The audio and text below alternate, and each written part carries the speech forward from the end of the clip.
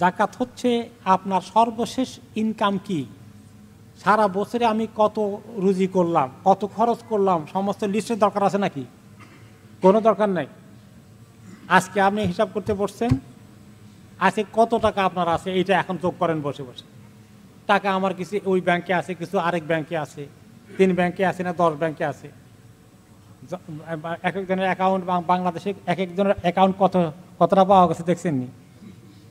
হায় রে জালিমের দল, চোরের দল, শত শত অ্যাকাউন্ট, 70-80 অ্যাকাউন্ট। তো যাই হোক, যাদের হালাল তরিকায় এরকম অ্যাকাউন্ট আছে, 3টা আছে, 5টা আছে, এই দেশে আছে, বাংলাদেশে আছে, অন্য দেশে আছে, তাহলে আপনি সবগুলো অ্যাকাউন্টের মধ্যে কত টাকা জমা আছে এটা যোগ করেন। আপনার ওয়ালেটের মধ্যে, পকেটের মধ্যে কত টাকা আছে সেটা যোগ করেন। আর কোনো এক জায়গায় রাখছেন, অমুক জায়গায়, হ্যাঁ, একটা প্যাকেটের মধ্যে রাখছেন, সব কিছু, মানে আজকে আপনি কত টাকার মালিক আছেন। হ্যাঁ, এখন লোনের বিষয় আছে যে মানুষকে লোন দিয়েছেন, এটাও যোগ করবেন। এখন লোন দেওয়ার ব্যাপারটা হলো আরেকটা জিনিস, যে আমি 10 বছর ধরে লোন দিয়ে রাখছি, বেচারা দেওয়ার কোনো খবর নাই, দিতেও পারতেছে না, দেবে কিনা, এরকম অনিশ্চিত হয়ে গেলে সেটা এখন রেখে দেন, এটা অ্যাড করা লাগবে না। কিন্তু যেটা আপনি চাইলেই সে দেবে বা তার দেওয়ার একটা প্ল্যান আছে, আপনি জানেন, ওইটা দিতে হবে।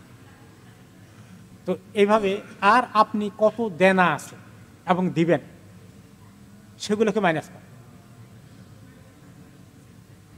এই হলো। এরপরে আপনার ঘরে সোনা আছে, সোনার, মা বোনদের সোনা আছে, সোনার দাম কত হয়, মা বোনদের কাছে আবার কিছু টাকাও আছে, টাকা সোনা সবগুলো একসঙ্গে করে ফেলবেন, সোনার ভ্যালু বের করবেন করে। বর্তমান আমরা বলি যে নতুন সোনা আর পুরান সোনার মধ্যে কি পরিমাণ পার্থক্য হয়ে যায়, যে 10-12% মাইনাস করে দেওয়ার জন্যে, যে সোনার আপনার বিবির যে হার আছে, নেকলেস আছে, এইটার দাম এখন নতুন কিনলে যত হয় তার থেকে 10-12% ডিডাক্ট করবেন, কমিয়ে দিয়ে দামটা ধরবেন, ঠিক আছে? আর এখন দোকানে বিক্রি করতে গেলে অর্ধেক দাম দিবে, সেটা ধরবেন না। আমাদের দেশে কিন্তু এত বাস কম হয় না। এখানে বিভিন্ন কারণে ওই নতুন কেউ বলে যে পুরোনো দাম এখন কথা, ওটা বিক্রি করতে যা দেয় অর্ধেকও দেয় না অনেক সময়।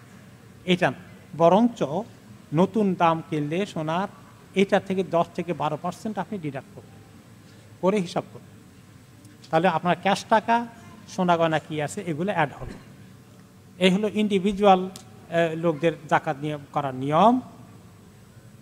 এবং প্রত্যেকটি অঙ্ককে ভালো করে চেক করবেন, আন্দাজে শুধু আমরা বসাই দিলে হবে না, ভালো করে চেক করে আমরা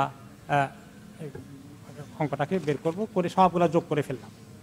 এখন আমাদের কারো কাছে পাউন্ড আছে, কারো কাছে ডলারও আছে, কারো কাছে রিয়াল আছে, কারো কাছে বাংলাদেশি টাকা আছে, দেশে গেছিলাম কিছু রয়ে গেছে পকেটে, সবগুলো যোগ করে ভ্যালু বাড়ি করবেন, করে মানে কোনোটাই বাদ দিবেন না। আচ্ছা, ইনশাআল্লাহ।